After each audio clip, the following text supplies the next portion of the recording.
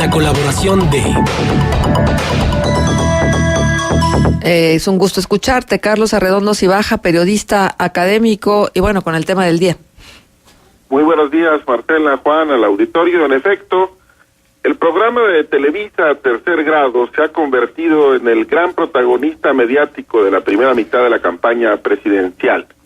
Primero fue la entrevista con el abanderado de Morena, Andrés Manuel López Obrador, y ayer la hábil administración que hicieron del sorpresivo anuncio de Margarita Zavala de que tiraba la toalla y se retiraba de la contienda.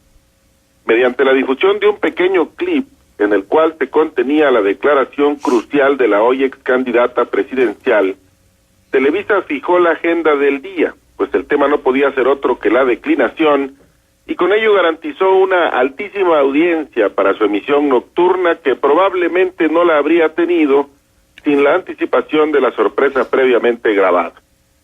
Más allá de este dato anecdótico que tiene que ver con el papel que Televisa está jugando a través de su programa Tercer Grado en esta contienda, hay algunas cosas que desde mi perspectiva deben destacarse de la entrevista a la ex primera dama en dicho programa. La primera de ellas es que, según lo reconoce de forma explícita en su colaboración editorial de hoy el conductor Carlos Loret de Mola, los integrantes del panel de periodistas fueron los primeros sorprendidos con el anuncio y eso les obligó a modificar el esquema que llevaban preparado para la entrevista. La segunda cosa es que hay un reconocimiento unánime que todos los integrantes del panel hicieron al gesto de Margarita Zavala de retirarse, reconociendo de paso sin ambigüedades que no tenía ninguna posibilidad de ganar esta elección, algo que en opinión de los conductores de Tercer Grado le redituará mayores dividendos políticos que si hubiera permanecido en la carrera hasta el final. Un tercer aspecto a destacar es la habilidad con la cual la hoy ex candidata evadió una y otra vez el intento de los panelistas de arrancarle una declaración o al menos un guiño respecto de si se sumará a otra candidatura y en todo caso en qué momento lo haría y a favor de quién. Finalmente creo debe señalarse que el timing de Zavala ha sido sin duda afortunado, aunque lo será más en la medida en que sus decisiones ulteriores embonen bien con el anuncio de su retiro de la contienda. Por esta última razón en particular, creo que la especulación va a dominar las próximas horas y que va a alimentarse con especulaciones la discusión pública mientras dure el ciclo informativo en el cual la renuncia de Margarita Zavala domine los titulares. La principal especulación se dará, creo yo, alrededor del cálculo de quién se verá beneficiado con esta decisión. Y allí hay poco por discutir, porque parece evidente que quienes pueden beneficiarse de la salida de Margarita de la contienda son el panista Ricardo Anaya o el priista José Antonio Meade. Ambos se apresuraron ayer a lanzarle guiños a Zavala, reconociendo públicamente el valor de su decisión. La propia ex candidata se cuidó bien de señalar que no es posible endosar los tales votos a otro candidato e insistió en que no se pronunciaría en favor de nadie, justamente para dejar en libertad a sus seguidores. La comentocracia, sin embargo, creo que no podrá evitar la tentación de especular al respecto. Otra cosa que dejó clara la señora Zavala y que valdrá la pena seguir con detenimiento es que se va a mantener en la arena política. Y en este aspecto resultará importante observar, cuando vengan las definiciones ulteriores, si su decisión de retirarse a tiempo obedece a la percepción de que la elección ya está decidida y en todo caso consideró más importante comenzar a preparar el terreno para liderar la oposición a un gobierno encabezado por Andrés Manuel López Obrador y con ello arrancar desde ahora la contienda de 2024. Habrá que esperar a ver el desenlace final de esta historia. Por lo pronto, lo único que puede decirse con certeza es que lo ocurrido ayer le inyecta interés al segundo debate presidencial a realizarse el próximo domingo y durante el cual la ausencia de Margarita la hará paradójicamente mucho más presente. Hasta Hasta aquí el comentario. Oye, Carlos, varias cosas. Me quedo con esto último y con algunos otros conceptos que quiero platicar contigo. El primero es, el tiempo de Margarita en el debate lo van a repartir entre el resto de los candidatos. ¿Quién lo va a resolver? ¿El propio INE? Sí, desde ayer ya comentaron en el INE que habrán de hacer ajustes al formato, porque evidentemente se habían preparado para un debate de 5 aspirantes y ahora solamente habrá 4.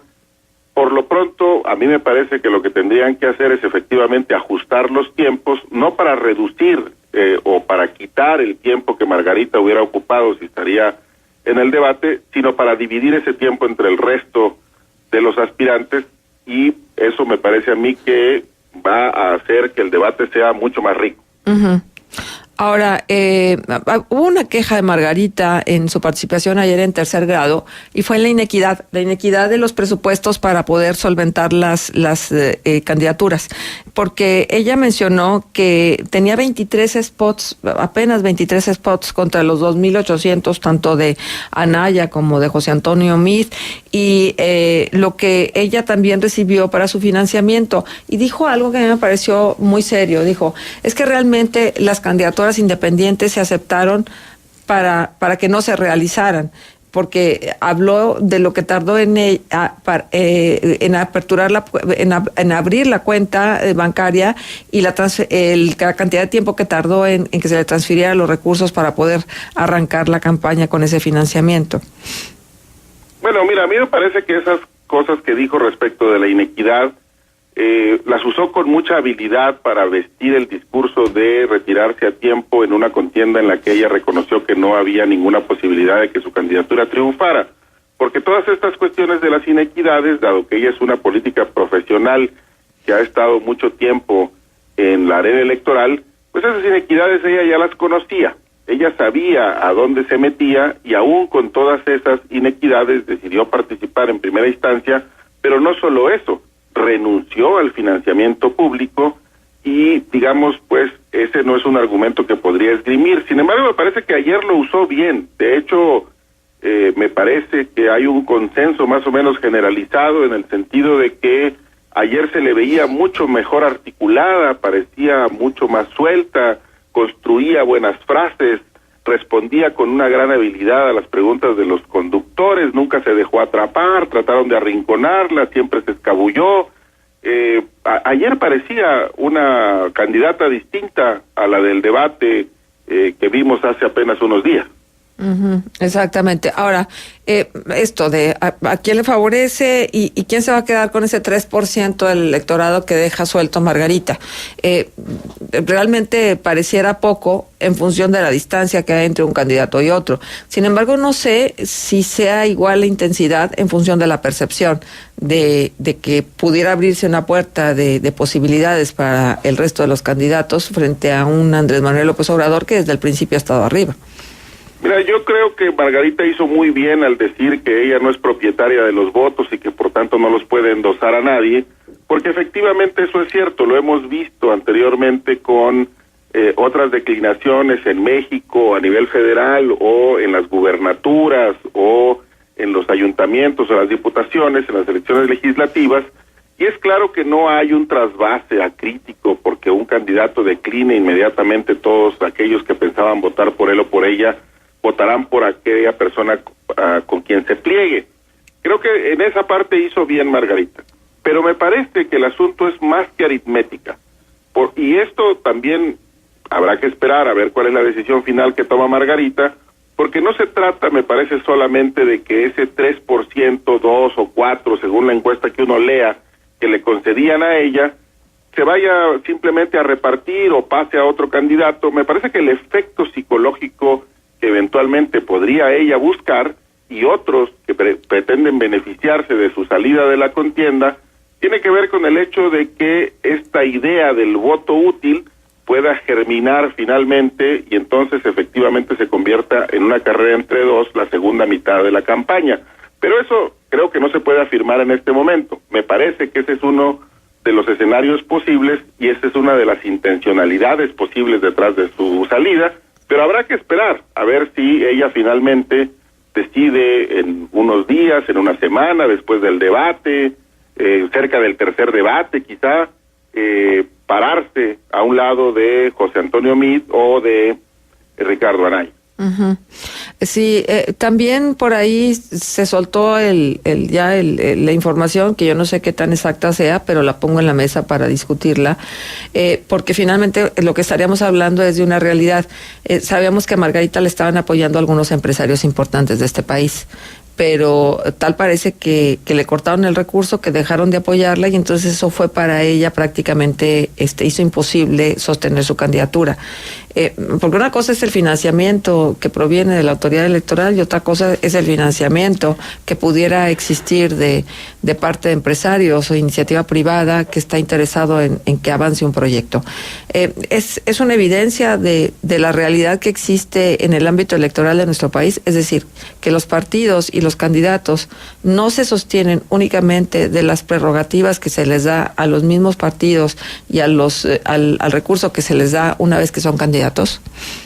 Bueno, mira, en el caso de Margarita era muy claro, y eso fue transparente, me parece, que ella solo recibía dinero de manos privadas, y además había, como circuló información respecto de empresarios específicos que habían donado importantes cantidades de dinero para su campaña, y ayer durante el programa de tercer grado ella reconoció abiertamente que había recibido presiones para dejar la candidatura.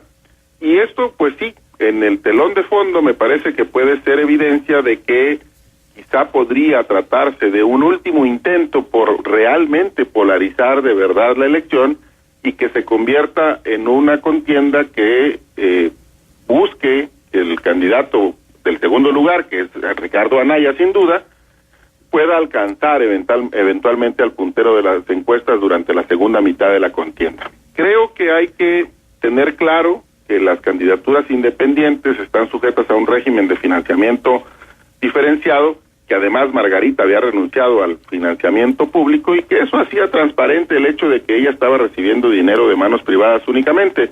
Es una discusión larga que hemos tenido en México y que se ha tenido en otras partes del mundo respecto de qué es lo más deseable para una democracia, si el hecho de que sean los contribuyentes los que financien las campañas electorales y la vida de los partidos políticos, y con ello evitar la posible intromisión de dinero sucio o de dinero de intereses delincuenciales en los procesos electorales, o si debiera dejarse en manos de la iniciativa privada o de las manos privadas el hecho de que se financien las contiendas. Una y otra cosa tienen pros y contras. Creo que es un debate que va a seguir y que siempre será interesante tener. Sin duda. Pues Carlos, muchísimas gracias por tu presencia con nosotros acá y por traernos el tema. Y lo decía y lo sigo diciendo, es el tema del día. Claro, así es, y va a seguir siendo el tema, yo creo que por un par de días más o muy probablemente hasta después del debate. Muchas gracias, Carlos Arredondo Cibaja, por tu presencia con nosotros. Buenos días. Hasta luego.